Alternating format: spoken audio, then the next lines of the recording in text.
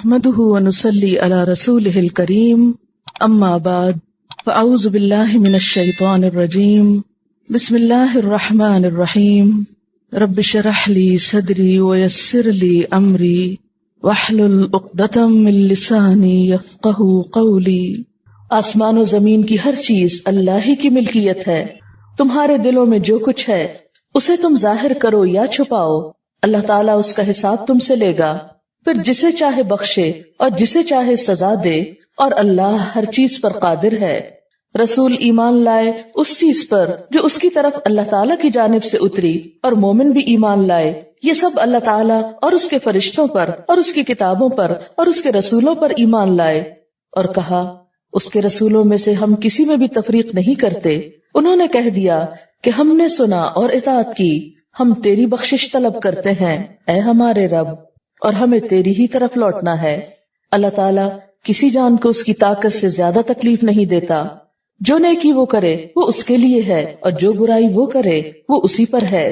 اے ہمارے رب، اگر ہم بھول گئے ہوں یا خطا کی ہو تو ہمیں نہ پکڑنا۔ اے ہمارے رب، ہم پر وہ بوجھ نہ ڈال جو ہم سے پہلے لوگوں پر ڈالا تھا۔ اے ہمارے رب، ہم پر وہ بوجھ نہ ڈال جس کی طاقت ہم میں نہ ہو، اور ہم سے درگزر فرما اور ہمیں بخش دے اور ہم پر رحم کر، تو ہی ہمارا مولا ہے، ہمیں کافر قوم پر غلبہ عطا فرما۔ آمین۔ للہ، اللہ کے لیے ہے، ما فی السماوات، جو کچھ آسمانوں میں ہے، وما فی الارض، اور جو زمین میں ہے۔ کیا کچھ ہے ہم سب تو جانتے بھی نہیں، اس نے بنایا اسے معلوم ہے، بنانے والا ہی ان سب چیزوں کا مالک ہے۔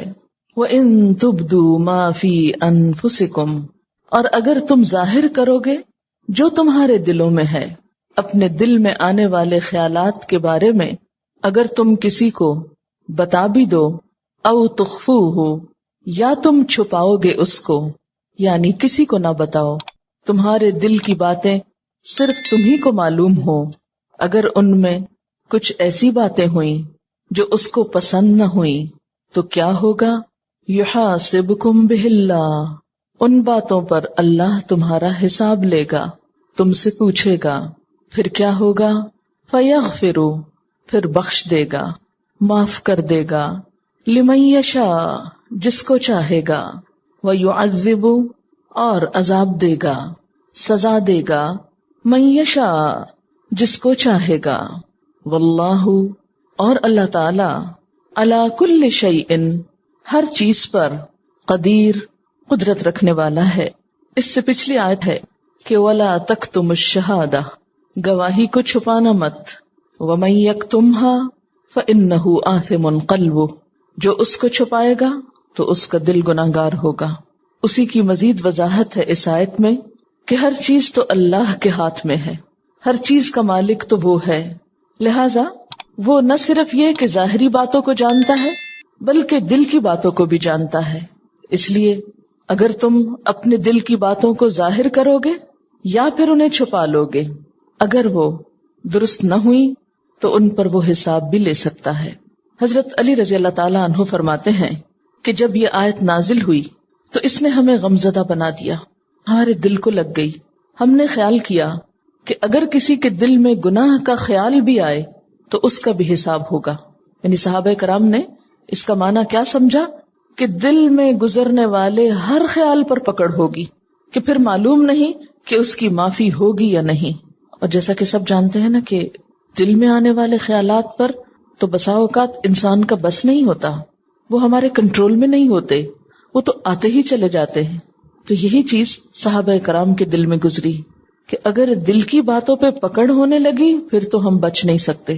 چنانچہ صحابہ کرام آپ صلی اللہ علیہ وسلم کے پاس آئے اور اپنی یہ فکر اور پریشانی آپ سے کہی۔ آپ صلی اللہ علیہ وسلم نے فرمایا، کہو ہم نے سنا اور ہم اطاعت کرتے ہیں، سمعنا و اطعنا۔ صحابہ کرام نے ایسا ہی کہا تو پھر آمن الرسول سے لے کر اگلی 2 آیات نازل ہوئیں، اور اس میں کیا آیا؟ لا یکلف اللہ نفسا الا وسعہا، اللہ تعالیٰ کسی شخص کو تکلیف نہیں دیتا مگر اس کی وسعت کے مطابق۔ یعنی اگر کسی کے بس میں نہیں کسی وسوسے کو کنٹرول کرنا کسی خیال کو روکنا تو اس پر پکڑ نہیں ہوگی۔ بنیادی طور پر اگر ہم غور کریں تو ہمارے سامنے یہ بات آتی ہے کہ ہمارے دل میں آنے والے خیالات دو طرح کے ہوتے ہیں۔ ایک غیر اختیاری، جن پر ہمارا کچھ بس اختیار نہیں ہوتا، کیونکہ دماغ ایک ایسی چیز ہے یا دل ایسی چیز ہے جو ہر وقت کام کرتی، سوتے میں بھی اور جاگتے میں بھی کچھ نہ کچھ خیالات کا تانا بانا ہر وقت لگا ہی رہتا ہے۔ تو کچھ ایسے خیال ہوتے ہیں کہ جو ہماری مرضی، ارادے، کسی نیت کے بغیر ہی آتے چلے جاتے، ہم انہیں روک بھی نہیں سکتے، ہم ان کو اپنے اندر سے بسا اوقات نکال بھی نہیں سکتے۔ وہ بعض اوقات وسوسہ ہو سکتے ہیں جس میں اللہ تعالیٰ کے بارے میں، اس کے نیک بندوں کے بارے میں، اس کے احکامات کے بارے میں کوئی برا خیال دل میں آ جائے۔ انسان ساتھ ساتھ توبہ کرتا ہے، لیکن وہ خیال ہے کیسے بجلی کے کرنٹ کی طرح اگر ہاتھ پڑ گیا تو اس نے پکڑ ہی لیا، آپ کو چھوڑنے کو نہیں مانتا۔ تو ایسے خیالات جن پر انسان کا کوئی ارادہ اور اختیار نہیں، ان پر پکڑ نہیں۔ دوسری قسم کے خیالات وہ خیالات ہیں جو انسان کے ارادے اور اختیار پر مبنی ہیں، چاہے تو انہیں دل میں رکھے، چاہے تو نکال دے، پکڑ ایسے ہی خیالات پر ہے۔ غیر اختیاری، غیر ارادی، قدرتی طور پر آنے والے خیالات اور جن میں وسوسہ بھی ہے، تو جب آپ صلی اللہ علیہ وسلم سے اس کے بارے میں پوچھا گیا، سئل رسول اللہ صلی اللہ علیہ وسلم عن الوسوسۃ، آپ صلی اللہ علیہ وسلم سے وسوسے کے بارے میں پوچھا گیا کہ جو دل میں برا خیال آ جاتا ہے تو اس کا کیا ہو، یہ کیا چیز ہے؟ کیونکہ صحابہ میں سے بعض نے یہ بھی کہا تھا کہ ہمارے دل میں بعض اوقات اتنا برا خیال آ جاتا ہے کہ ہمارا جی چاہتا ہے کہ ہم جل کے کوئلہ ہو جائیں، لیکن وہ خیال نہ ہم کو آئے، مگر پھر بھی ہمارا بس ہی نہیں چلتا اس پر، ہمارے نہ چاہنے کے باوجود وہ آتا چلا جاتا ہے۔ تو آپ صلی اللہ علیہ وسلم نے جواب میں کیا فرمایا؟ فقال تلک صریح الایمان، یہ صریح ایمان کی علامت ہے، یعنی یہی تو ایمان ہے، کیونکہ چور اور ڈاکو وہیں پر تو آتے ہیں جہاں کچھ مال و دولت ہوتا ہے، تو وسوسے اسی دل میں آئیں گے جہاں کوئی ایمان ہوگا، جہاں کوئی خیر ہوگی۔ تو ایمان بھی ایک بہت بڑی دولت ہے نا، اس لیے جہاں ایمان ہوگا، جہاں نیکی کا شوق ہوگا، جہاں کوئی خیر اور بھلائی کی چیز ہوگی، شیطان وہیں آئے گا اور آ کے دل کو برا کرے گا، نہیں چھوڑو یہ تم کیا کر رہے ہو۔ مثلاً آپ کا دل چاہ رہا ہے آپ کوئی اچھا کام کریں، لیکن شیطان کو کب پسند ہے کہ آپ کوئی اچھا کام کریں؟ تو وہ آپ کو آ کر اس اچھے کام کے بارے میں کوئی شک ڈال دے گا، کوئی فائدہ نہیں اس کا، وہ فلاں نے کیا تھا، اس کو بڑا نقصان ہوا تھا، تو نتیجہ کیا ہوگا؟ آپ وہیں بیٹھ جائیں گے۔ اسی لیے قل اعوذ برب الناس میں کیا پناہ مانگی گئی ہے؟ من شر الوسواس الخناس، وسوسہ ڈالنے والے کے شر سے اللہ تو مجھ کو بچا، جو پلٹ پلٹ کے دل میں خیال ڈالتا ہے۔ الذی یوسوس فی صدور الناس، جو لوگوں کے دل میں، انسانوں کے دل میں وسوسے ڈالتا ہے۔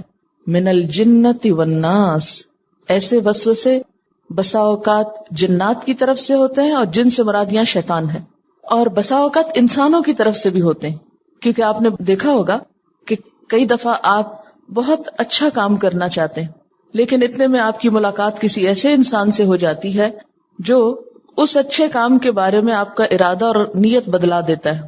آپ گھر سے نکلتے ہیں ایک اچھی نیت لے کر، مثلا آپ آئے ہیں پڑھنے کے لیے، بڑے عزم و ارادے سے، بڑے جذبے سے، بڑے شوق سے، بڑی قربانی کر کے، بسا اوقات کیا ہوتا ہے آپ کی دوستی، آپ کا تعلق کسی ایسے انسان سے ہو جاتا ہے کہ جس کو نہ خود پڑھنے کا شوق ہے نہ آپ کو پڑھنے دینا چاہتا ہے، لہٰذا وہ کوئی نہ کوئی ایسی باتیں آپ کے ذہن میں ڈالتا رہے گا کہ آپ کا پڑھائی سے دل اچاٹ ہو جائے گا، اور بالآخر وہ ساری سیکریفائسز اور سارے جو آپ کے منصوبے اور پلان اور بڑی اچھی اچھی خوبصورت نیتیں تھیں وہ سب بیٹھ جائیں گی۔ تو اس لیے اللہ تعالیٰ کو پتا تھا کہ یہ کام صرف شیاطین نہیں کرتے، انسان بھی کرتے ہیں، اس لیے یہ دعا سکھائی گئی کہ اللہ کی مدد کے ساتھ ہی ان چیزوں پر قابو پایا جا سکتا ہے۔ پھر اسی طرح غیر اختیاری خیالات جو ہیں، جو ہماری مرضی سے نہیں آتے، ان کے بارے میں نبی صلی اللہ علیہ وسلم نے فرمایا، ان اللہ تجاوز لی عن امتی ما وسوست به صدورها ما لم تعمل او تتکلم، متفق علیہ۔ اللہ تعالیٰ نے میری امت سے جی میں آنے والی باتوں کو معاف کر دیا ہے، دل میں آنے والے خیالات کو معاف کر دیا ہے، البتہ ان پہ پکڑ اس وقت ہوگی جب ان پہ عمل کیا جائے یا جن کا اظہار زبان سے کر دیا جائے. یعنی اگر آپ کے دل میں کوئی برا خیال آ رہا ہے اور آپ کہتے ہیں ادھر آؤ میں تم کو سناؤں، آپ اس کو بول دیتے ہیں. مثلا آپ کے دل میں نعوذ باللہ کوئی کفریہ خیال آ رہا ہے، اللہ تعالیٰ کی ذات کے بارے میں کوئی بدگمانی آ رہی ہے، اللہ معاف کرے اس چیز سے بچائے، یا کسی انسان کے بارے میں آ رہی، تو جب تک وہ دل میں بغیر ارادے اور بغیر نیت کے آ رہی ہے چیز، اللہ تعالیٰ اس کو معاف کر دے گا. لیکن اگر آپ دوسروں کو بھی وہ اپنے خیالات بتانے بیٹھ گئے اور وہ کفریہ کلمات زبان سے بولنے لگے، یا آپ کو کسی انسان کے بارے میں کوئی بدگمانی ہے، تو آپ بغیر کسی تحقیق اور بغیر کسی حقیقت کے اس کا ذکر لوگوں میں کرنا شروع ہو گئے محض گمان اور خیال کی بنیاد پر، تو اس کلام پر بھی پکڑ ہوگی، پھر پوچھ ہوگی. یا یہ کہ محض کلام نہیں، آگے بڑھ کے ایکشن بھی لے لیتے ہیں. مثلا آپ کے دل میں کسی کے بارے میں برا خیال آیا، آپ آؤ دیکھتے ہیں نتاؤ دیکھتے ہیں، وہ سامنے آیا تو آپ اس کو ایک دو لگا دیتے ہیں. اب کیا ہے، اس کو پتہ ہی نہیں کہ بات کیا ہے. بچوں کے ساتھ عام طور پہ ایسا کرتے نا، کوئی چیز اپنی جگہ سے ہلی ہوئی دیکھی تو دل میں خیال ہے یہ فلاں بچے کا کام ہوگا، اس سے پوچھا بھی نہیں کہ تم نے چیز اٹھائی یا نہیں اٹھائی، رکھی یا نہیں رکھی. تو کیا کرتے ہیں، جو ہی وہ آتا ہے اس کو ڈانٹنا شروع کر دیتے ہیں. صرف ڈانٹے بھی نہیں، بات کا کان پکڑ لیتے ہیں اس کے. تو یہ جو عمل ہے خواہ بچے کے ساتھ ہی کیا جائے، یہ نہیں کہ بچے ہمارے ہیں تو ہماری پراپرٹی ہیں، جیسے چاہیں ان کو معاملہ کریں. نہیں، اگر بچوں کے ساتھ بھی اس طرح کی ناروا زیادتی کی تو اس میں بھی پوچھ ہو سکتی. تو جو بھی خیالات آ رہے ہیں، چاہے ظاہر کرو یا چھپا کے رکھو، ان پہ اللہ محاسبہ کرے گا. پھر محاسبہ کن خیالات پہ ہوگا؟ یہاں کن خیالات کی بات ہے؟ وہ خیالات شرک، اللہ کی ذات میں شک، کفر، منافقت، ان چیزوں پر ہے. کیونکہ ان سب کا تعلق بھی ہمارے خیال سے ہی ہے نا، ہمارے ارادے سے ہی ہے. تو وہ مضبوط عزائم، پکے ارادے، دل کے فیصلے جو کسی غلط بات کے لیے ہوں، ان پر پکڑ ہوگی. مثلا ایمان کہاں ہے آپ کا؟ دل میں ہوتا ہے نا. اب مثلا آپ کہے میں مسلمان ہوں، مجھے تو نہیں پتا، آپ تو زبان سے کہہ رہے ہیں، میں تو یقین کر لوں گی، لیکن اللہ کو پتا کہ دل میں کیا ہے. تو ایمان بھی دل کا فعل ہے نا. اب اگر ایک شخص زبان سے کہہ رہا ہے لیکن دل میں وہ کفر رکھے ہوئے ہے، تو زبان سے کہنا اس کو کچھ فائدہ نہیں دے گا. کس کی بات مانی جائے گی؟ کہ اس کے دل میں کیا ہے. اسی طرح منافقت کیا ہے؟ کہاں ہوتی منافقت؟ دل میں ہوتی.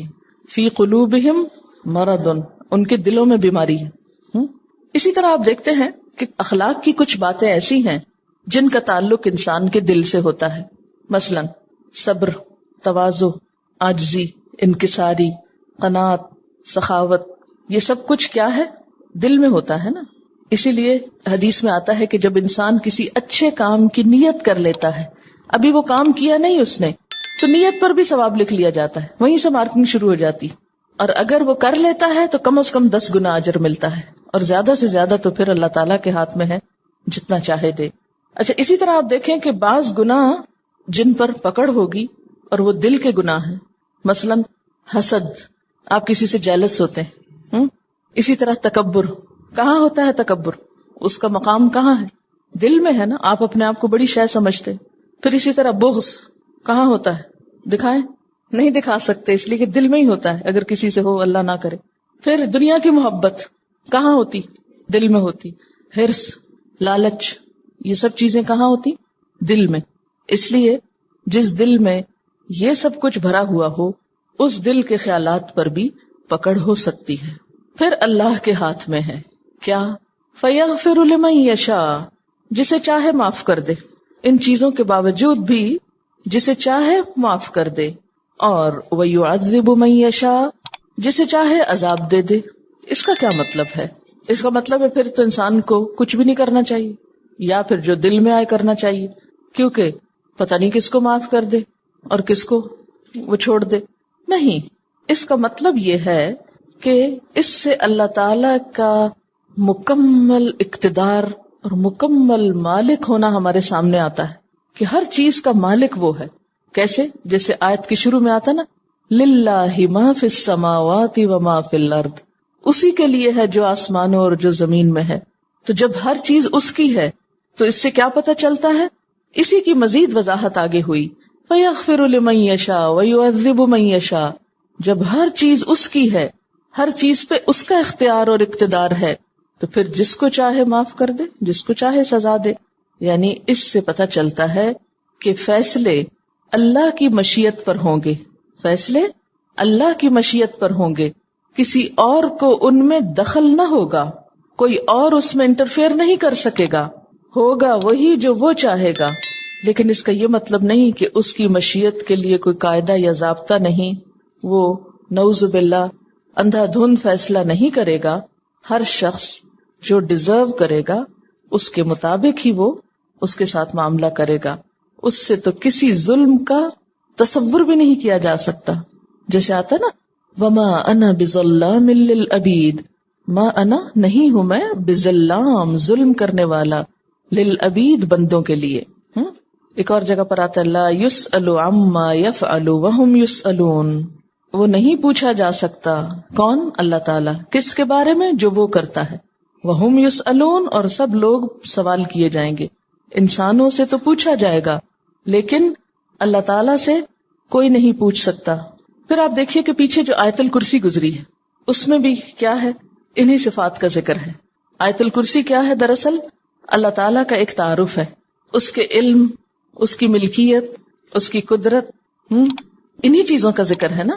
تو اس آیت میں بھی آپ دیکھیں کیا ہے، للہ ہی میں ملکیت ہے، پھر یغفر لمن یشاء میں اس کی قدرت ہے، اور پھر واللہ علی کل شیء قدیر، اور اللہ تعالیٰ ہر چیز پر قدرت رکھنے والا ہے.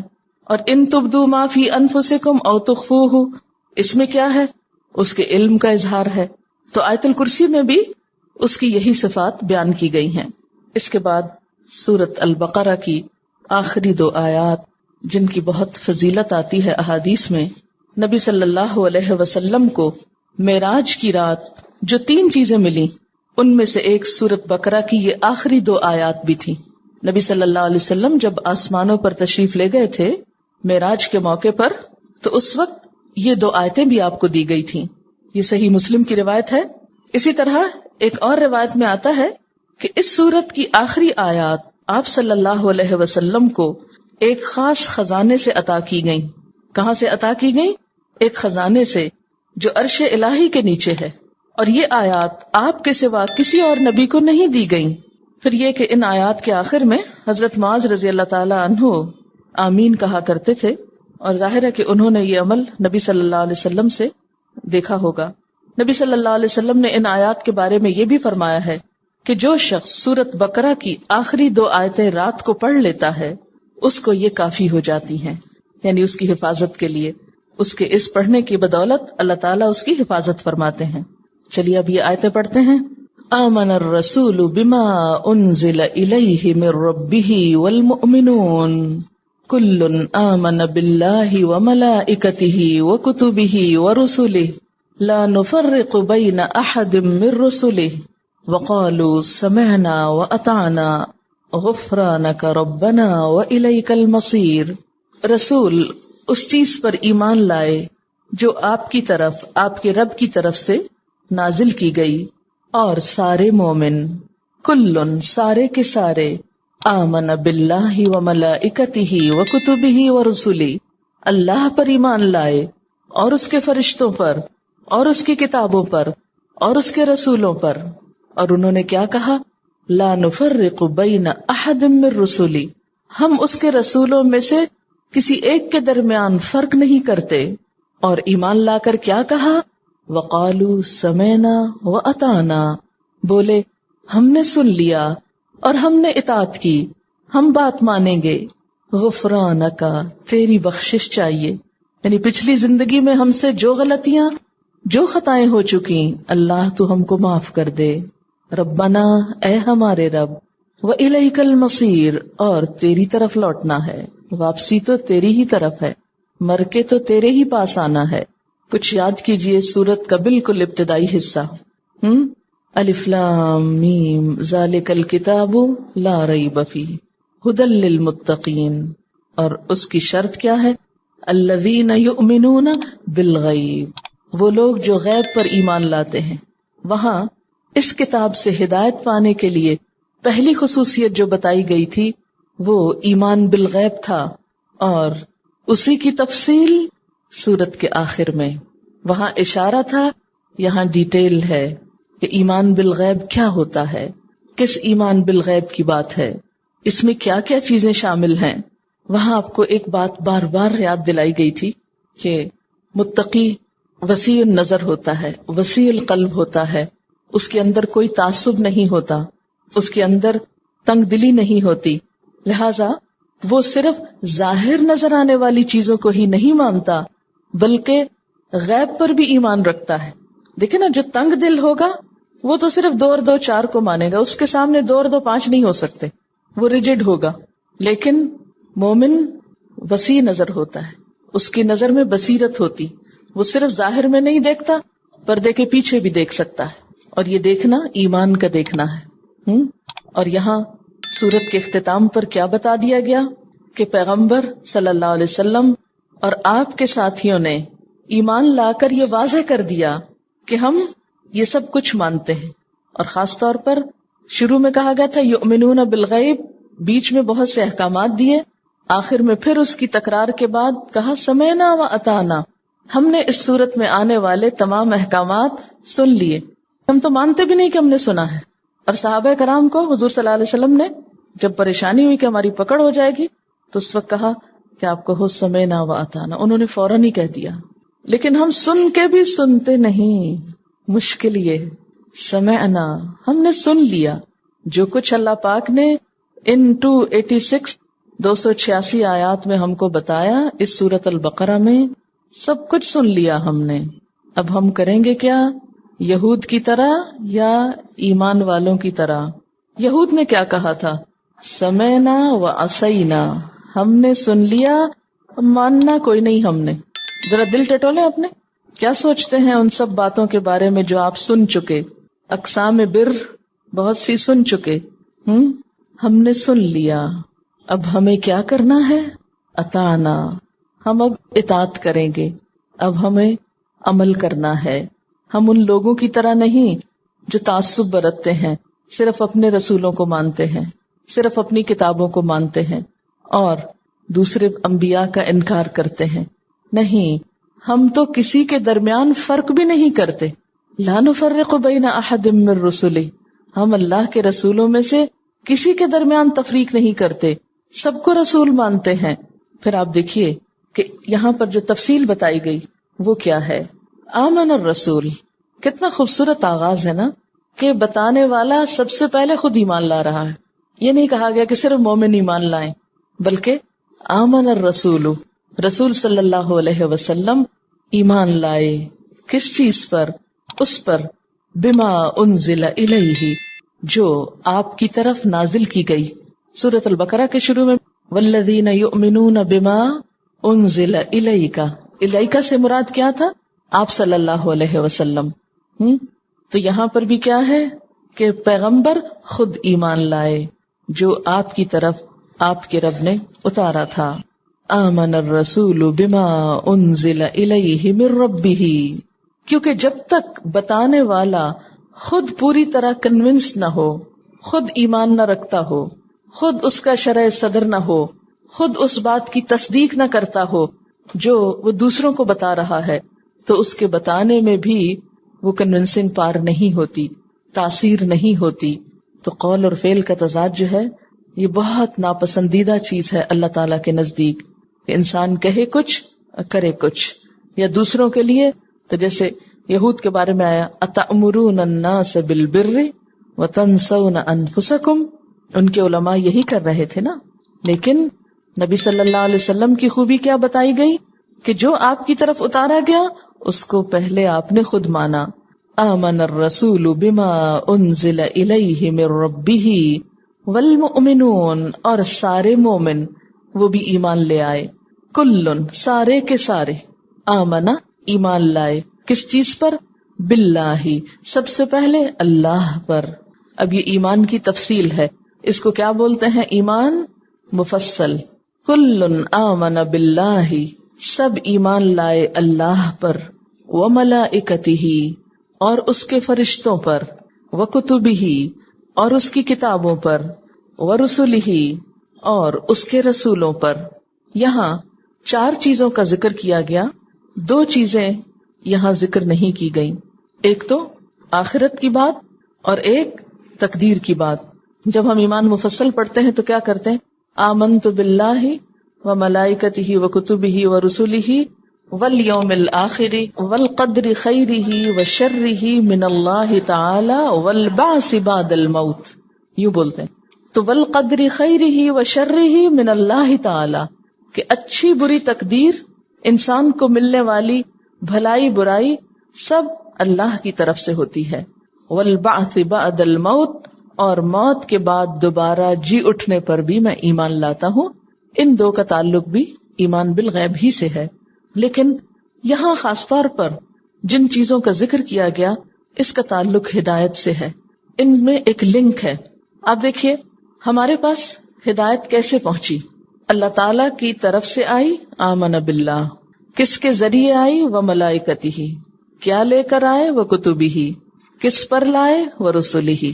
ٹھیک ہے. تو اگر یہاں یہ بھی ذکر کیا جاتا والقدر خیرہ وشرہ والبعث بعد الموت، تو آپ دیکھتے کلام کا حسن ختم ہو جاتا. اس کی یہاں ضرورت نہیں تھی، کیونکہ یہاں موقع نہیں ہے اس کا. اللہ تعالیٰ نے کوئی بات نہ زائد کی ہے اور نہ کوئی اہم بات چھوڑی ہے. ہر چیز کی ایک حکمت ہے. یہ الگ بات ہے کہ ہم اپنے چھوٹے دماغ ہونے کی وجہ سے وہ نہ سمجھ سکیں. تو کوئی شخص بھی عمل کر نہیں سکتا، کسی کا بھی عمل بدل نہیں سکتا جب تک اس کے ایمان کے اجزاء پورے نہیں ہوتے. مثلا ان میں سے اگر کوئی شخص کسی ایک چیز کا بھی انکار کر دے، یا ان چیزوں میں سے کسی ایک چیز کے کسی حصے کا بھی انکار کر دے، تو بات بگڑ جائے گی. مثلا اللہ تعالیٰ پر ایمان تو ہے، فرشتوں پر بھی ہے، لیکن کہ میں جبریل سے عداوت رکھتا ہوں. جیسے پیچھے آپ نے پڑھا من کان عدوا لجبریل، یہود کہتے تھے ہماری جبریل سے دشمنی ہے. تو کام خراب ہو جائے گا، ایمان میں رکھنا ہو جائے گا، سوراخ ہو جائے گا. اسی طرح وکتبہ، اگر کوئی کہے میں سب کتابوں کو مانتا ہوں سوائے قرآن پاک کے، تو معاملہ بگڑ جائے گا. ورسلہ، اگر کوئی شخص سب رسولوں کو مانے لیکن حضور صلی اللہ علیہ وسلم کو نہ مانے تو ایمان مکمل نہیں ہوتا. اسی لیے ہم دیکھتے ہیں کہ بہت سے لوگ ایسے ہیں یہود و نصارہ میں سے جو اللہ کو مانتے ہیں، فرشتوں کو مانتے ہیں، کتابوں کو مانتے ہیں، رسولوں کو مانتے ہیں، لیکن ایک رسول اور ایک کتاب کو نہیں مانتے، جس کی وجہ سے وہ ہدایت سے بہت دور ہیں. وہ اس عظیم ترین خزانے سے فائدہ اٹھانے سے محروم رہ گئے. حالانکہ یہ کتاب جو ہمارے پاس ہدایت کے لیے آئی، ذالک الکتاب لا ریب فیہ ھدی للمتقین، یہ ان تمام کتابوں کا لیٹسٹ اور کمپلیٹ ایڈیشن تھا. کیونکہ پچھلی کتابوں کے تو صرف ترجمے باقی ہیں، اصل تو باقی ہی نہیں. تو اللہ تعالیٰ کی طرف سے آنے والا پیغام جو مختلف طریقوں سے انہوں نے ڈسٹارٹ کر دیا، ضائع کر دیا، بدل دیا، ان سب کا ایک مکمل ترین ورژن اس کتاب کی شکل میں آیا.